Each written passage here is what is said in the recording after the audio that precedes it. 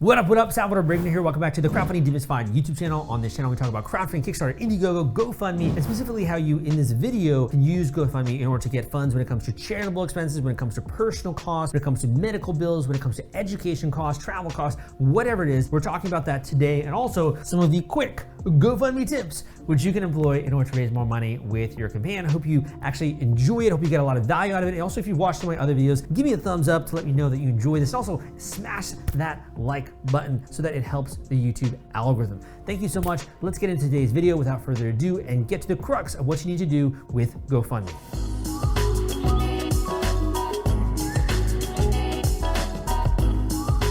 All right. So my name again is Salvador Briggman. I've written the book, Crowdfunding Personal Expenses, which actually shows you step-by-step how to raise money on GoFundMe and websites like that. So what I want to do is get into some of the quick GoFundMe tips that I have for you today, some of the things that you should be aware of. So the first is that people don't usually like to show up to a party when no one else is there. The first thing that you're going to have with a campaign is you want to have some social proof. By this I mean having people that actually donate to your campaign, give money to your campaign, or take action on it the second that you launch. The more that you have people taking action quickly and actually supporting it, other people come to the campaign, they see that, they're more likely to donate. Otherwise, they come to it, no one's actually backed this campaign, they're very unlikely to actually take action because they're like, this seems not like legit or not a real need or might be even a scam. They tend to think about those kinds of things.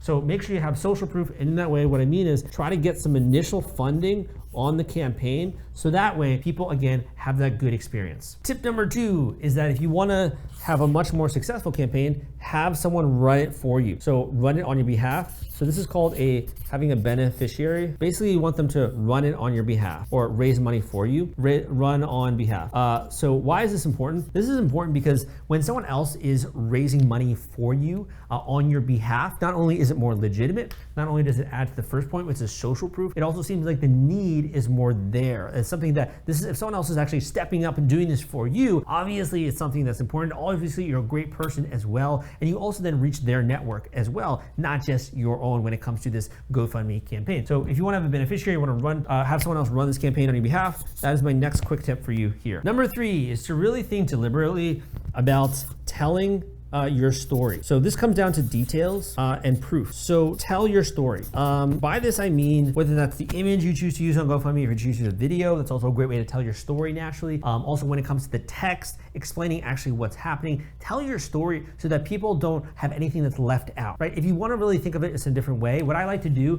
is you could actually change where you're sitting. So you could write your campaign just like on your table or something like that. Change where you're sitting and also imagine that you're a stranger. Change that you're sitting and imagine that you're actually someone else who's checking out this campaign, and ask yourself, what information is missing? What would I take away? What's drawing my eye and my attention when it comes to this campaign? You really want to add details and proof, tell your story, so that way when people come to it that don't know you, that are strangers, they're aware of the need. There's obviously credibility and proof that this is a genuine need. They understand where this is going. They also understand that this can make an impact. Really try to provide details. Tip number 4 is that when you're getting started, it's really first about first and second degree relationships. I would go so far as to say that your funding, when you're just going live on GoFundMe, is highly dependent on first and second degree relationships, at least in terms of the lowest hanging fruit. The easiest funding, if you will, comes from first and second degree relationships. So first degree relationships in terms of the people that know you, the people that you are talking with, your friends, your family, your acquaintances, if you're a member of a church or something like that, different groups that you're a part of in your life. Your first and your second degree relationships are the ones that care most about you. They know most about you. They understand the problem particularly as well, maybe, when it comes to what you're asking money for. Second degree relationships are people that are friends of friends, that see it, they hear about it through the social ladder, that see it being shared on a social media site, and they recognize you being a friend of a friend in some way. This is the second most likely to immediately back it or immediately donate to your campaign. People that are first and second degree relationships,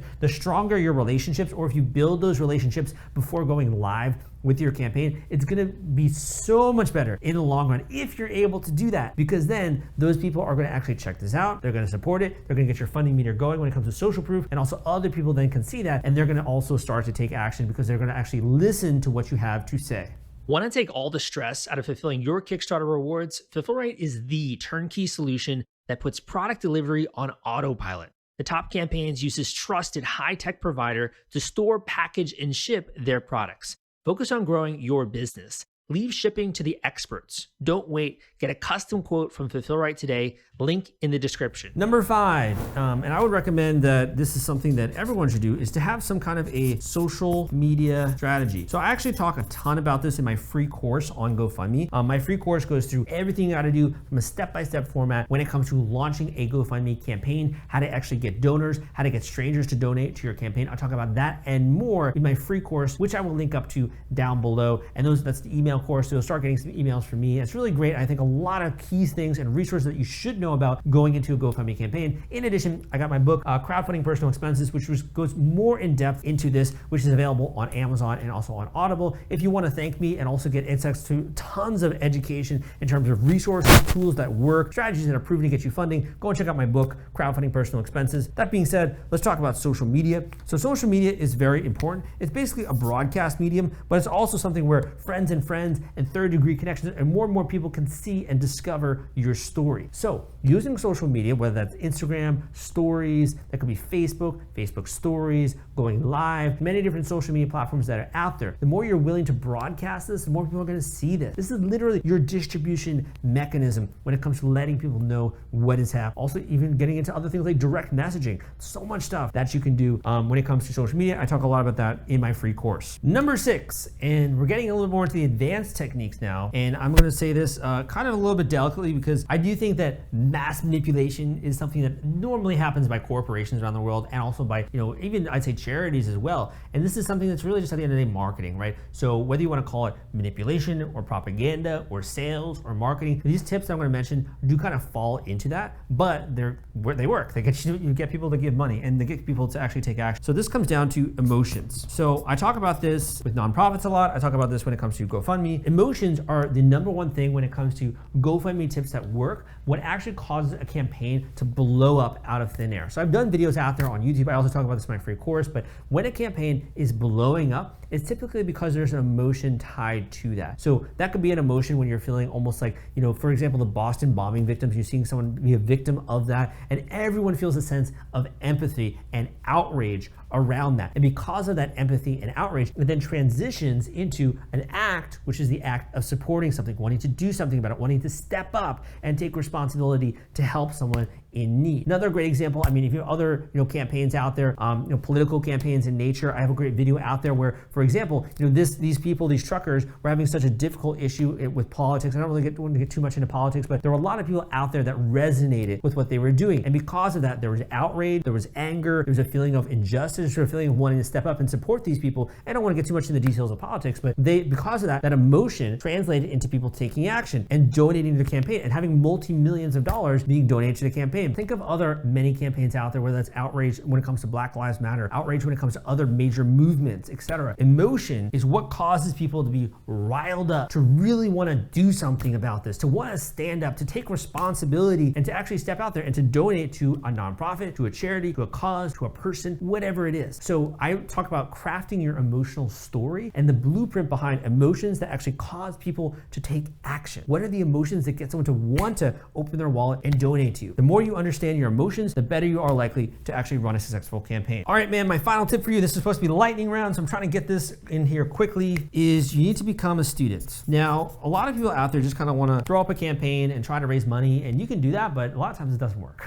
right? So one of the biggest things is like trying to understand what goes into this and trying to actually figure out how to engineer this and understanding the science almost behind it. And I think this is really important, but also to view this as an exercise in understanding how to get people to take action. So whatever area of life you're coming from, these skills are incredibly valuable and they're also repeatable. You can do this multiple times if you want to, but you have to become a student of this craft. You got to actually study other GoFundMe campaigns. You got to take time to study charity raises if you want to. And if you really don't want to even go through all of that headache of learning this and dedicating your time to doing this and figuring this out and studying this, you can also speed it up, right? So that's why I have my book out there to really help people just speed up the process. You don't have to become like a fundraising pro, right, in order to actually do this, or I have my free course out there. So I hope that these tips have been useful for you. The more you can become a student of success in your life, the more you can become a student when it comes to GoFundMe, the more you can actually study other people when it comes to seeing their success and also gaining an understanding of what goes into that result. When you can reverse engineer it, all of a sudden you can do the same things, take the same steps, and you get the same or a similar result. So try to study the footprints. There's a great quote out there that whenever you see a result, there tends to be footprints